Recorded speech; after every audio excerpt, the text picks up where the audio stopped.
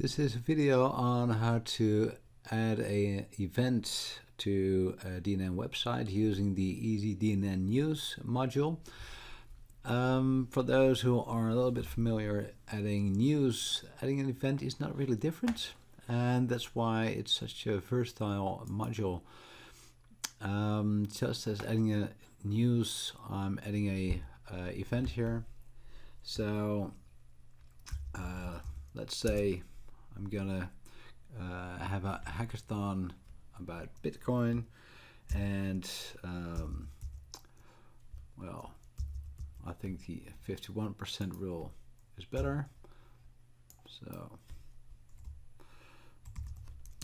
well, okay, let's use that one. As always, in the EasyDNNNews, categories are mandatory, so be sure to check that one. And but the Bitcoin, so there's a summary, and here is the article itself. So far it's the same as just publishing a new news article.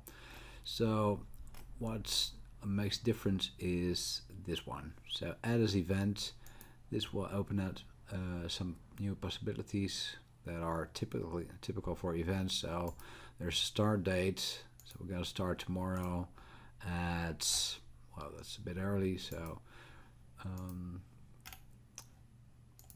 11 in the morning, and we gotta take some time for that. And if I hit the save and close button, you'll see that we have created our event.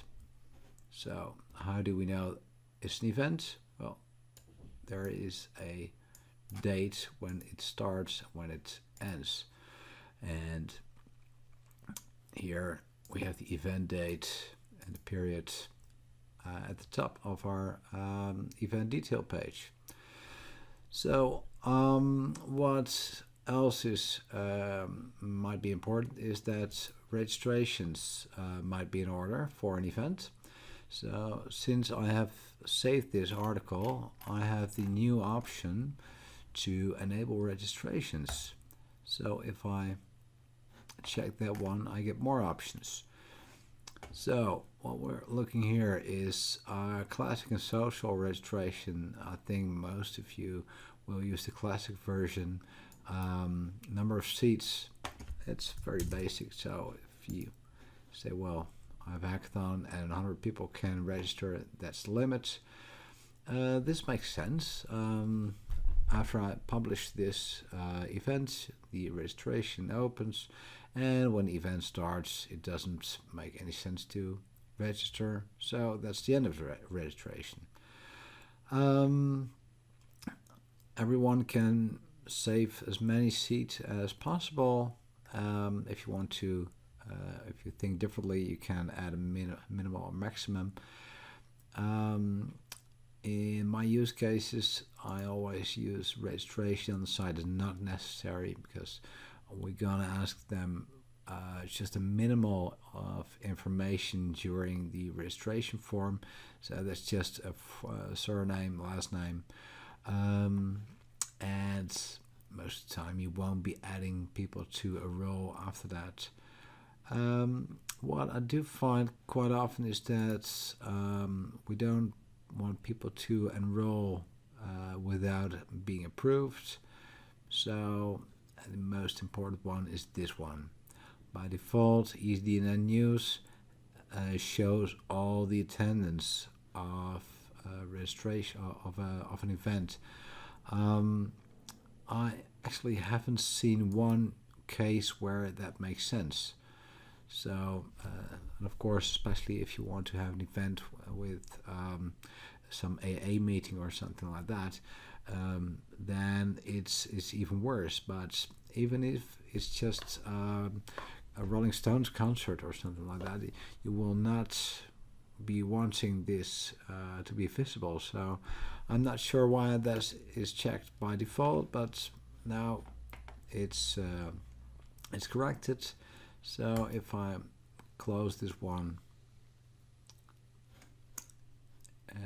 you see that it doesn't say read more anymore. It says register, because I can actually register for this. So I just created this one with 100 seats, so there are still 100 remaining.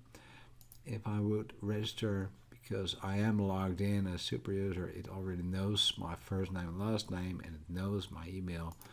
So I'm gonna book 50 seats here,